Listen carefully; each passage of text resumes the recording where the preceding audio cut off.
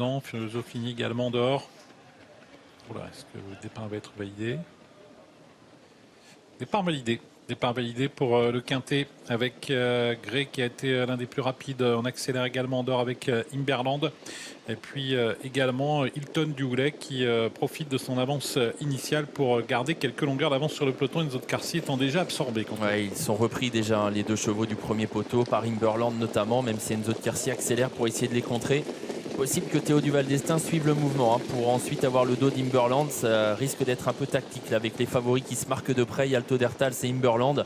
Le troisième favori, lui, est un peu plus à l'arrière. Il y a Saint-Digi, Kazakh Orange qui se retrouve dans la dernière partie du peloton. Enzo de Quercy qui a l'avantage. Il y a Alto d'Hertals qui se rapproche chez le favori de ce quintet. Théo Duval d'Estaing qui va probablement essayer de venir en tête, mais pour l'instant il est contré. Imberland est tout près.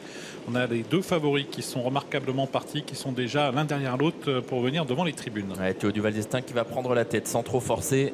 Possible ensuite qu'Imberland puisse progresser à son tour. On va voir si Théo Duval d'Estaing a envie de laisser passer ou non Imberland, qui reste pour l'instant le nez au vent. Il y a Théo d'Hertals qui est un peu accéléré, qui est donc en tête pour se diriger vers la descente. Johan Le Bourgeois regarde derrière lui.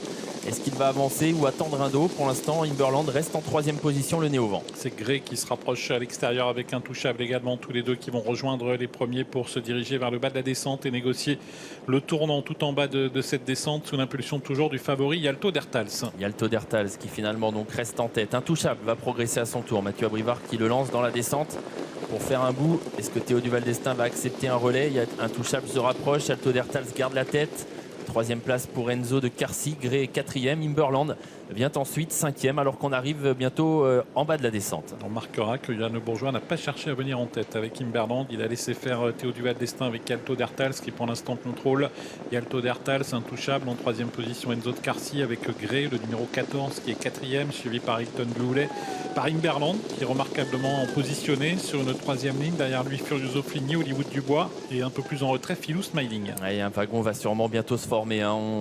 On joue un petit peu au jeu du chat et de la souris là, en montant avec des drivers qui hésitent un peu et finalement ça y est, ça se décale. Imberland qui va lancer peut-être l'offensive dans la montée. Yalto d'Hertals à qui on vient de déboucher les oreilles garde la tête. Intouchable est là aussi au centre. Enzo de Quercy essaye de garder le contact. Il est derrière les premiers avec également Furioso Fligny qui est en train de se rapprocher. Là, il y a Saint-Digi, l'un des favoris. Il est pour l'instant plutôt en queue de peloton. C'est la Kazakh Orange en léger retrait alors que la course est très sélective dans la montée. Yalto d'Hertals, Imberland, les deux favoris côte à côte.